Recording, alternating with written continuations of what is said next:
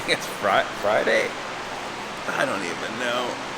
We ran over to Grants Pass yesterday, had to sign some papers, buying a new little Tacoma, so I ran over there and did that in the afternoon, plus it was getting pretty warm, so actually I guess I was here till about 6 anyway, working on the side of this. I didn't quite make it as far as I was hoping. I'm still kind of fighting that door. I had to put a little filler, our panel kind of like rolled in right there, so we're doing a little filler work on that, and that bottom of that door, a little bit right here where we kind of had to bring the door out to our fender just a little bit. Basically, we put a little bar in there and kind of work that over. But everything else, you slide your hand over, feels pretty good. I think last time we mentioned I had welded this in. I still got to do the passenger door.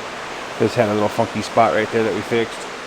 The door and the fender's there. I just got a couple spots there, and then we should be good. I actually ran out of filler last night. Actual filler, not the icing, so I went and cut it. Grabbed some this morning too.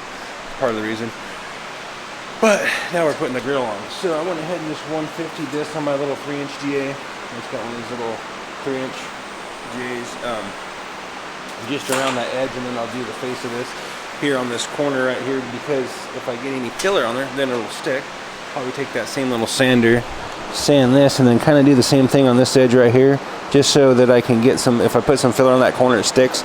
I don't have to worry about sanding and it peeling off. Luckily, this is an OEM grill, and those are OEM fenders. So hopefully, last one we did on the orange Bronco did not fit at all. We had to cut a lot of it to make it fit. So let's hope, fingers crossed, that this fits a little bit better. So let's put this thing on there and see what the next headache's going to be.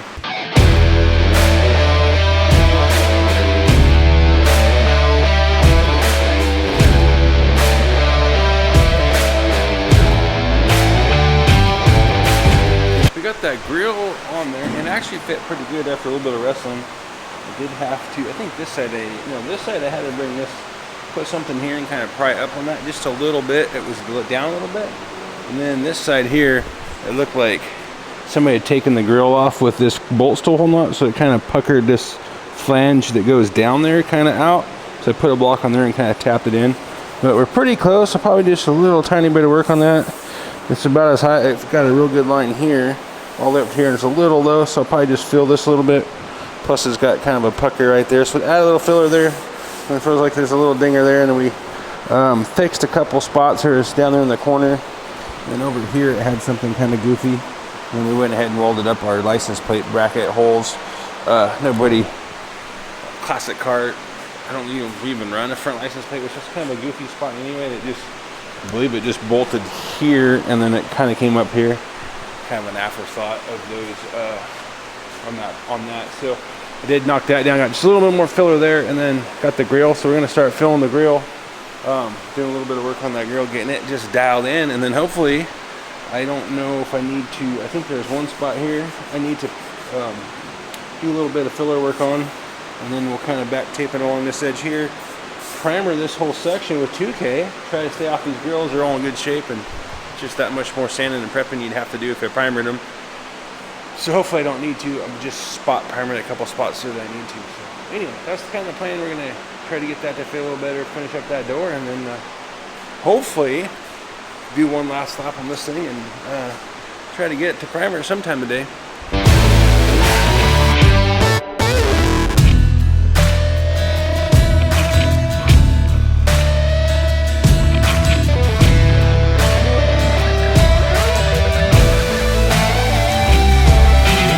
Got our grill fitting pretty nice here.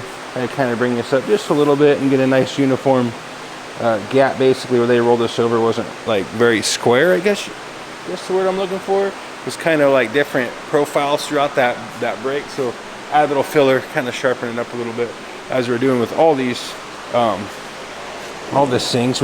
Looks like a lot of filler, but as you can tell, it's really not even half the thickness of that panel there, so it just looks like a lot across here.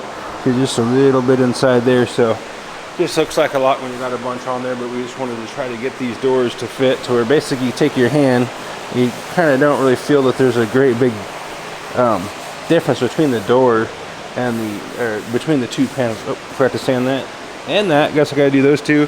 Other than those two, this side's all done. I could pull the fender, pull the door, set the fender on the stand. This side of the grill is looking pretty good. I think I got just a little bit of filler. No, got it. Sand it down. That's ready to go. This side, I just kind of smeared the two together and then came back in here with my spreader and just kind of knock the line out. So when we take this off, we can kind of just lightly sharpen up this edge here on the fender, and the same on the grill. It's looking all pretty good. The only thing, like I was saying, got to pull this off here. Got this all looking good. I'll come into here and retape. I'll probably go into here and respray this. I kind of got a couple breakthroughs. This is all looking good. That's a little leftover from my filler in some of these holes. I take a drill bit, because the drill bit doesn't eat into the metal, but it'll kind of chip away the filler.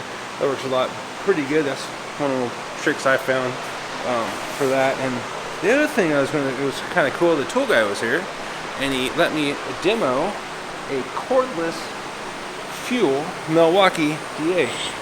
So far, I put the bigger battery, the 2.0 battery in there, or the 5.0 battery that has like the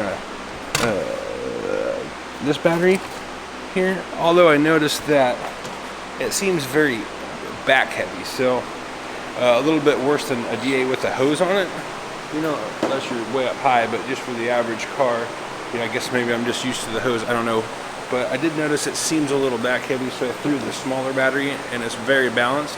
I like it because you could vary. The thing I do like about this more than I do like about the air is sometimes the air, when you got it turned all the way down and your DA is getting kind of worn, it won't start real slow. This has got a very slow start, and obviously we go probably pretty fast. Oh yeah, I don't know what the RPMs are, but way too high for. And then this has got the little pad release here that this thing clicks out like so. And then you can back the pad off, switch between your pads. So that's pretty cool. Rather than having the Dynabraid 22mm wrench, it's like this thick. So that's pretty cool. A little more convenient. I think I'm gonna order one of those. I like that so far. Maybe I'll give a further depth review when I get the new one. But anyway, so far I've done the shells there. It's kind of nice not having that stupid hose hanging off. Tripping over the hose, I could just get it out of the way. So anyway, the plan is to finish that up. Probably blow this thing apart, and it's getting late in the day. I don't think I'm going to have time to prime, but hopefully I can get that thing out and start getting this thing tore apart and working some of the edges over on our doors. If not, we'll do that in the morning. Back take this and get it primed. So let's at least get it to that point where I can start pulling it apart, and then we might have to call it a day, but I don't know. We'll see what time it is, and then if so, we'll keep trucking.